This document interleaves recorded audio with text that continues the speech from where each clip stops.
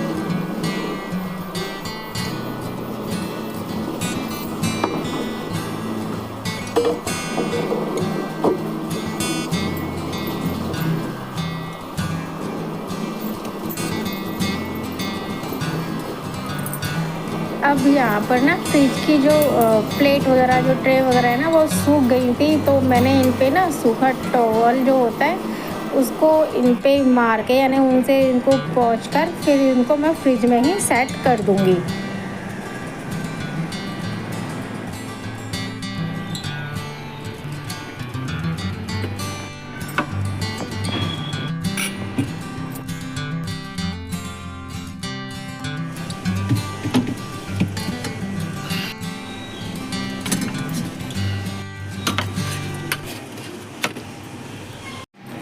इसके बाद मैं सामान सारा ना फ्रिज के अंदर सेट करती जाऊँगी।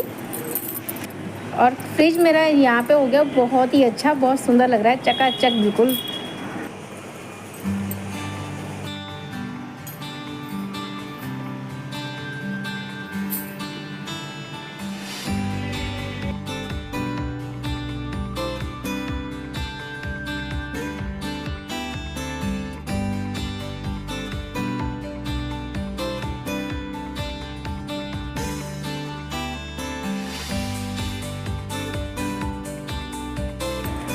तो आज मेरी रसोई की हालत देखो कुछ ऐसी हो रखी है और मुझे ना अपनी रसोई बहुत बेकार लग रही है। तो आज मैं अपनी रसोई की भी साथ के साथ सफाई कर दूंगी, क्योंकि फेस्टिवल भी आने ही वाले हैं।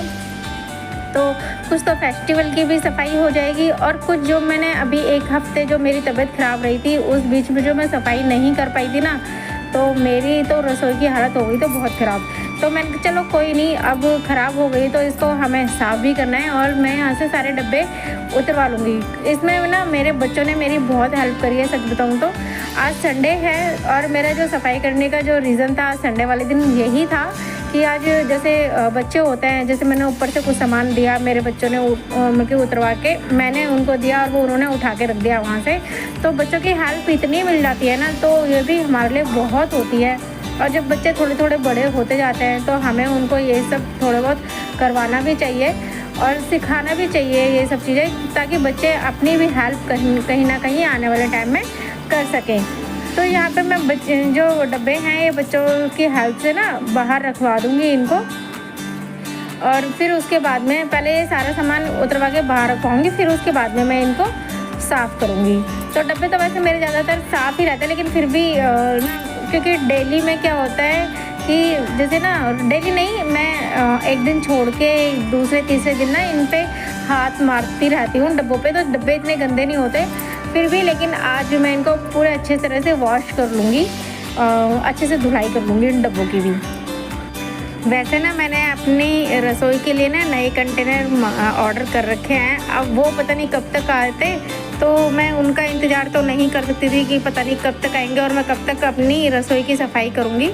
अब जब आएंगे तो इनका सामान बस उनके अंदर पलट दूँगी और इनको मैं रिटायर्ड कर दूँगी, तो इनकी तो हो जाएगी फिर छुट्टी। तो बस इसलिए मैं पहले ही रसोई की सफाई कर दे रही हूँ, क्योंकि फेस्टिवल आने पे मुझे देर ना हो जाए।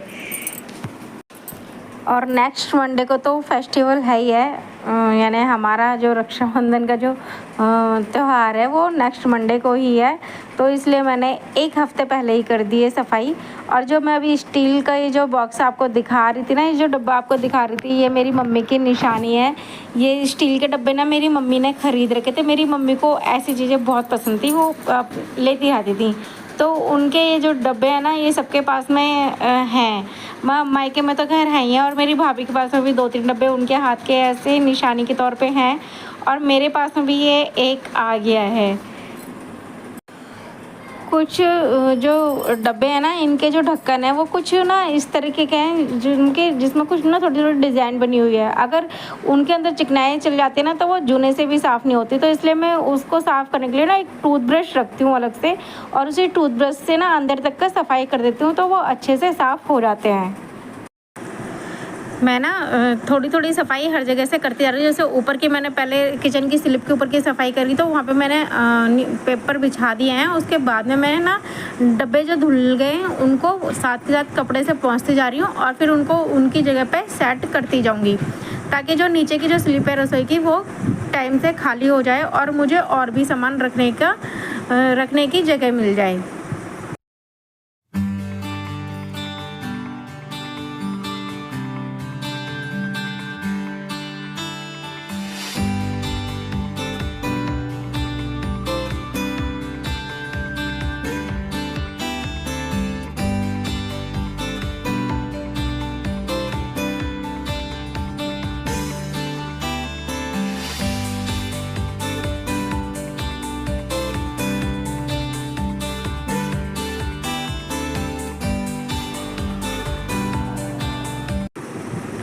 तो ये रैक मैंने ना मीशो से मंगाई थी, वाइट वाली, मुझे बहुत अच्छी लगी, बहुत पसंद आई और बहुत काम की भी है।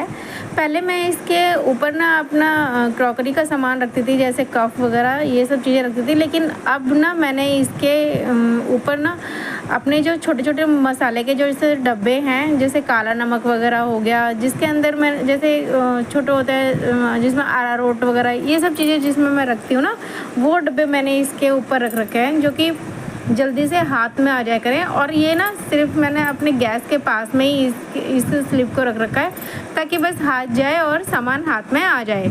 तो और इसकी जो सफाई कर रही हूँ ना, ये थोड़ा सा मैंने क्लिनिक प्लस शैम्पू ले लिया है। आप कोई भी शैम्पू ले लेना, और वही जो स्क्रॉच ब्राइट जो जूना आता है, वही आप जूने से इसको साफ़ कर दो, बिल्कुल चमक जाती है। बहुत अच्छी ये है, अगर आप लेना चाहो तो बिल्कुल ले सकते हो, बहुत अच्छी है। तो मैं इसको साफ़ करके ना, और इसको भी मैंने फिर बाद में सूखे कपड़े से इसको पोंछ लूँगी, और फिर इसमें अपने बाद में बर्तन जमाऊँगी। तो ये वाला कोना है, अब मुझे इसको साफ़ करना है। तो इस वाले कोने पे से ही मुझे बर्तन वगैरह हटा देने हैं, जो भी सामान है बॉक्स इधर की तरफ में ना अपने मैं जैसे तेल नमक ये सब चीज़ें रखती हूँ, और चीनी चाय पत्ती के डब्बे एक कोने, ये कोना मैंने अलग ही कर रखा है अपनी रसोई का। तो इधर की तरफ मैं वही सामान सब रखती हूँ।